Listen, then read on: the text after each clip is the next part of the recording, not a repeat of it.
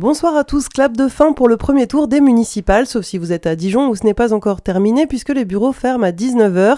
Les résultats des grandes villes seront connus dans la soirée et un chiffre est déjà tombé, le taux de participation à 17h. Il atteint 48,90% au niveau national.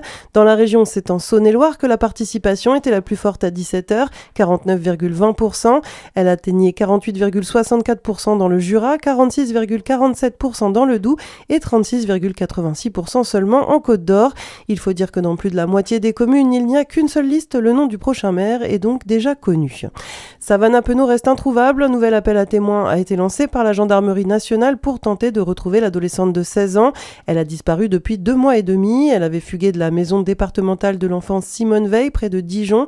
Elle mesure 1,60 m de corpulence normale, ses cheveux sont bruns. Toute personne pouvant fournir des informations est invitée à composer le 17. Dans le reste de l'actualité, l'armée israélienne n'a pas terminé sa campagne contre l'Iran. Elle prévoit au moins 3 semaines supplémentaires de guerre pour atteindre, je cite, des milliers de cibles. C'est ce qu'affirme le porte-parole de Tsahal. Et puis au Liban, le bilan ne cesse de s'alourdir. Les frappes israéliennes ont tué 850 personnes depuis le début du mois, dont une centaine d'enfants selon le ministère libanais de la Santé. Et puis Bruno Salomon est décédé à l'âge de 55 ans. L'acteur était bien connu pour ses rôles dans de nombreuses comédies comme La Beuse ou Bryce de Nice. Il avait particulièrement marqué les téléspectateurs dans la série Fais pas ci, fais pas ça.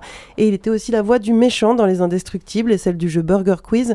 Bruno Salomon s'est battu contre une longue maladie, a précisé son agent.